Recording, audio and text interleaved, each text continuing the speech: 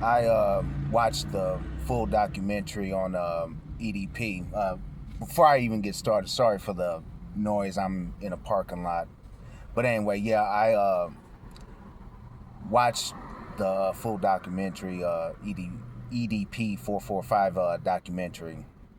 I wanted to actually get a actual first-hand read, not watch the various reactions that people were giving about the documentary, so I can be able to form my own opinion about EDP and the bullshit that he's on. And I have to say that yes, he's a monster. Yes, he's incredibly evil, but there's a childlike cruelty behind his evil, if you understand, anyone who understands what I'm saying. He's I really believe that it's easy to say that he's a sociopath. He's an individual that has some type of antisocial personality disorder, but that even that seems like you're kind of you're not really getting the full depth of what's going on with this individual. And the kind of person I am, I try to understand. I want to understand why somebody does what they do, as opposed to just knowing what they do, because there's a reason for why we do what we do, and there's always an underlying reason. And what really sticks out to me is people in their damn cars and motorcycles and shit. But anyway, what really sticks out to me is at the beginning of the documentary, when he was detailing how him and his sister would, after they would get done with their homework, and they would watch WWE Raw and shit, and everything, and how he had tears in his eyes when he was remembering that time in his life. And it's never touched upon why he's crying.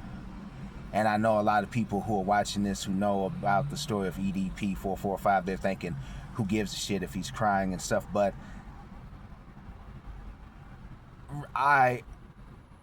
like I said, I like to dive deeper into the psychology of people, especially criminals, to understand what goes on in their minds, and what was the what is the thinking process that led them to A, to B, to C.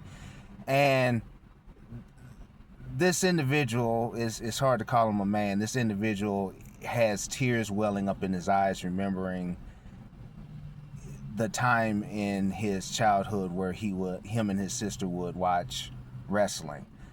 And it leads me to think that he had lost his sister. He, despite his attempts at trying to sound like a gangster, and like he's this hood dude and everything, even he had said that he had grew up in a loving home with two parents. And I believe that really what contributed to molding him into this creature that we see before us is that he wasn't really pushed as a child. He wasn't pushed, even though he had a father. And people always are making this assertion about, not having a father, destroys, boys and young women, which it does, but they put this premium on the father being in the home and all that. But I get the impression that he had a weak father, a father that would not get on his ass, a father that would not push him. And that's what you need to do with kids. You need to push them, because if you allow it, your kid will sit on a couch and be raised by television, and they will become morbidly obese. They will not have any social skills, and they will grow up to be what EDP 445 became. Just a completely broken weirdo creep that is not funny. He's only funny to preteens. He's only funny to people in the age group where, you know, talking about ass and tits and pussy and stuff like that is considered funny. You know, you just saying it and, you know, they laugh and everything. He's funny in that regards because he never mentally matured past that point. And if you look at his facial expressions, if you look at the way he just gesticulates and emotes, his facial expressions, it's that of a 12, 13-year-old. It's not that of a 35-year-old man. It's this delayed adolescence. This whole putting sex on a pedestal that he did, that he has done, that he's then made the central point of his character. It is that of either a preteen or a young teen, a teen that's actually starting out as a teenager. When he says loving parents, I believe that in his mind, he believes that, yeah, they weren't beating his ass excessively or at all. I don't think he ever got his ass whooped as a child. Barely, you know, yelled at him or anything. He was raised soft. And they put him in front of the TV, and they let the TV raise him and his sister. Now, we don't know anything about his sister, but beyond him mentioning it. And we know that his mother died, and we've seen his father. And his father just seems like his father has no passion. No.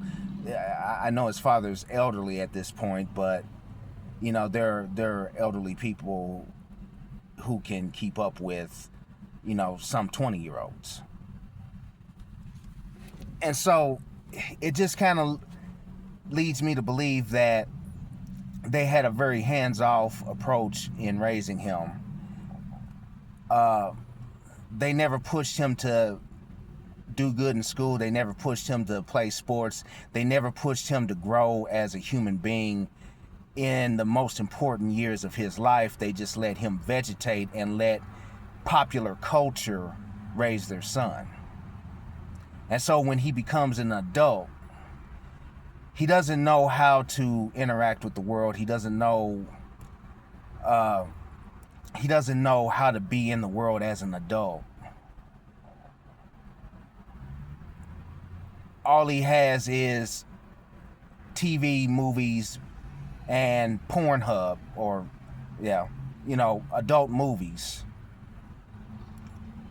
And that's what crafted him into this creature that we're seeing before him, that we're seeing before us, is this thing that's just made by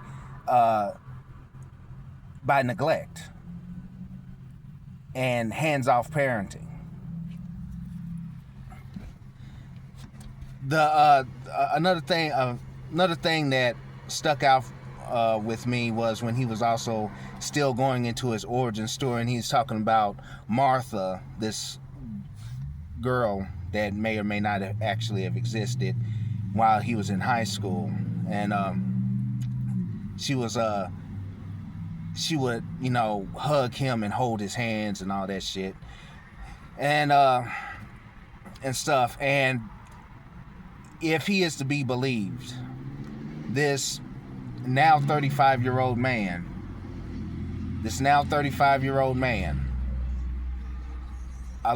because a girl was supposedly leading him on in high school, led him from that point on to decide that all women are evil. And from there, at that point, that's what led him to being now what is essentially a serial child predator. Again, I believe there's more to that story than what he's saying. I believe that he was, because of his upbringing, because he had nobody to and please do not mistake it. I am not making any excuses for what this person has done. I think he's a disgusting piece of shit. And I hope that he rots in before he dies. I hope he rots in prison. I'm just saying, giving my thoughts about what I saw in the documentary and what I gleaned from it. But anyway, that now that I've gotten that side note out of the way, I believe that due to his soft upbringing and him not having a father that would tell him, you need to like dress appropriately. You need to like put deodorant on, take a shower. People are going to judge you by your appearance, especially in high school, but anywhere you go, they're going to judge you by your appearance. And they're going to judge you by how you carry yourself. And I believe that because he didn't have that, it wasn't just Martha that, kind of fucked with him. I think it was all the girls, because you see at the end of that segment, it wasn't just Martha pointing and laughing at him. It was like 3 girls standing there. So the girls were not fucking with him in high school.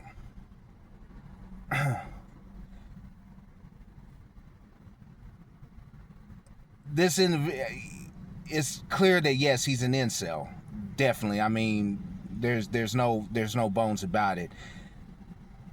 I think that there was more than one Martha. I think there was about 20 or 30 Marthas. And they weren't leading him on. They were just outright telling him what a fat stinking loser he was. And if his personality is anything to go by now from what we're seeing, he was this gross, loudmouth slob even in high school that thought that being nasty and being disgusting was funny to people. And he mistake people probably laughing at him as them like laughing with him, but they were laughing at him. Never tried to do anything with himself because he was never pushed to do anything with himself. And that's the thing with kids. Even if it's something that they don't like, and I'm talking about positive things like sports, after school, activities and stuff. Even if it's something that they don't like, that's where they learn who they are and what they're comfortable with doing in their free time and molding themselves into who they're going to be. If you just sit a kid in front of a TV, if you just have this entire hands-off approach towards children and stuff, what you allow them to do and what you allow them to be and stuff, that's going to shape them into who they are. And he was allowed to sit on his ass in front of the TV, not learn who is his friends, who are not his friends, learn how to deal with people, gain another dimension to himself, no pun intended, and never push to strive to become better than what he was. He was allowed to eat whatever he wanted. He was allowed to watch whatever he wanted. And this is what happens.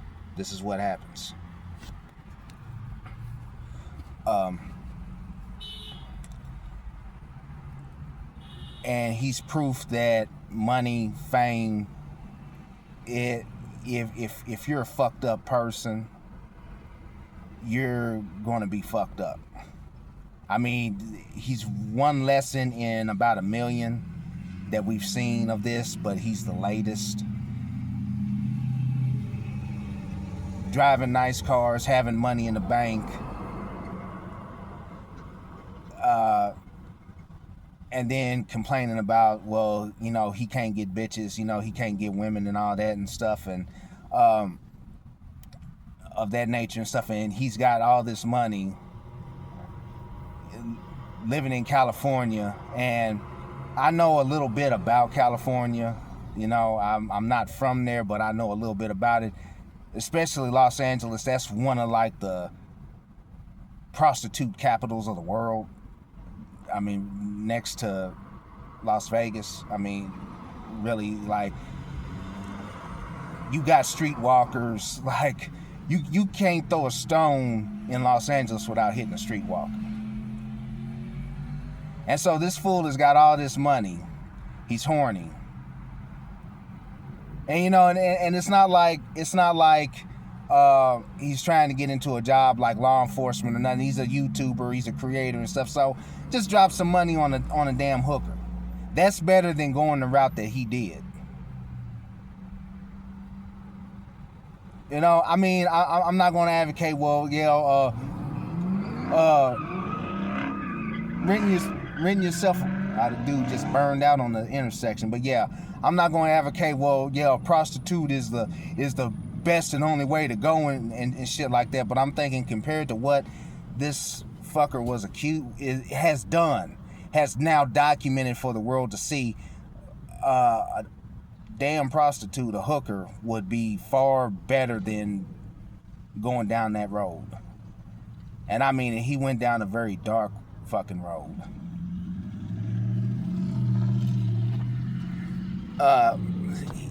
He's clearly an individual that has never grown up. He's never grown up psychologically.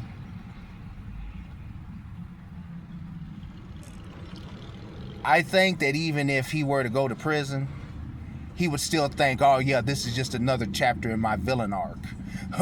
You know,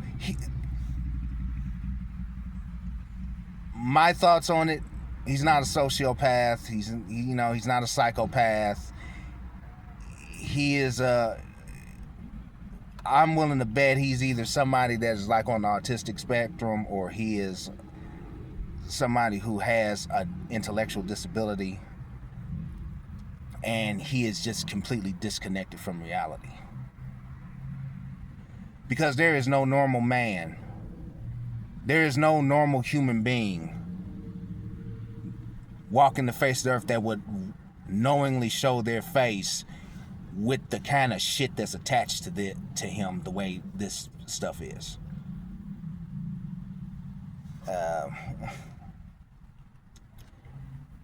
He does not even realize just how cooked he is. He has no clue that because he agreed to actually go on camera and disclose not only the crimes that we do know that he committed, but crimes that we don't know. Just how much of his own grave he dug. He dug his own grave, literally, in the documentary.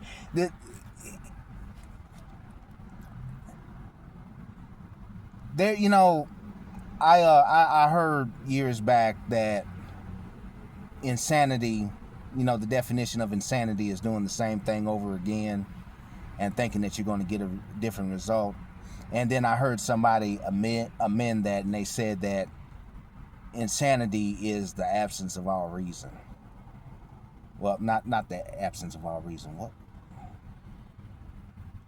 Insanity is not doing the same thing over and over again. It's the absence of all reason. His reasoning, his ability to reason is horrifically compromised. He thinks that this is going to get him clout. He thinks that this is going to put him on the map. He is a map. You know, he is a fucking map.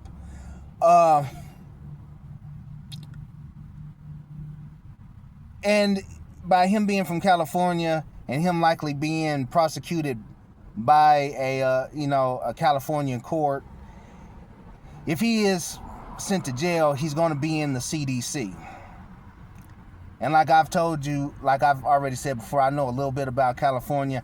I know a lot about the CDC. And I know that the California Department of Corrections, the guys in there, the inmates in there, the system that is highly politicized within the CDC, they don't look kindly on child predators. And if he gets locked up in there, knowing this moron, knowing how big of a moron he is, he's not going to try to go PC. He thinks that he's so tough that he can make it with the kind of charges that he has in general population.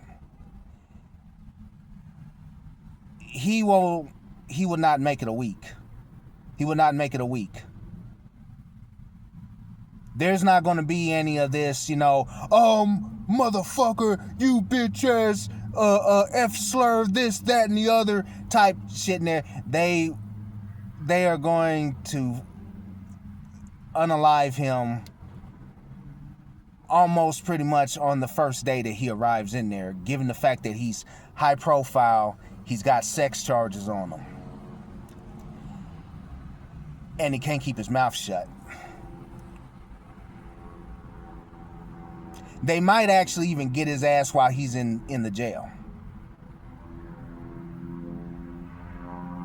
And see, and I hear these other YouTube personalities saying how dangerous he is and how, he's violent and he's dangerous and everything. EDP 445 is only dangerous to himself. He may be dangerous to a naive preteen, but beyond that, he's not dangerous to an adult, and he's especially not dangerous to an adult male.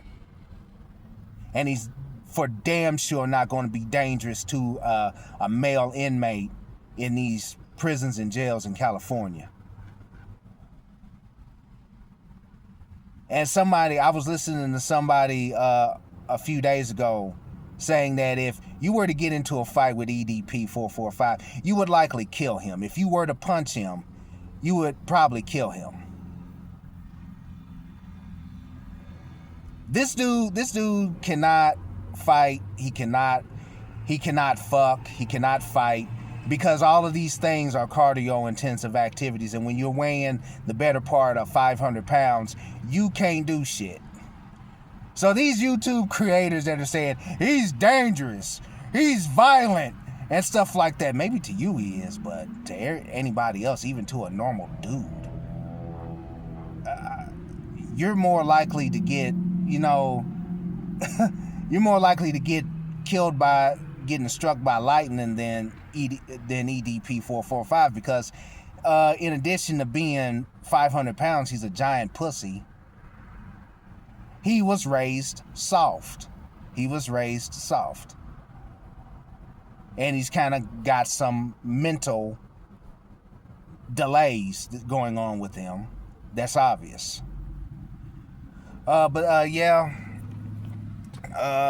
These were just, my thoughts on EDP and the EDP documentary. Anybody who wants, to share their thoughts and everything, drop them in the comments section, like, share, and subscribe. And I'll see you when I see you.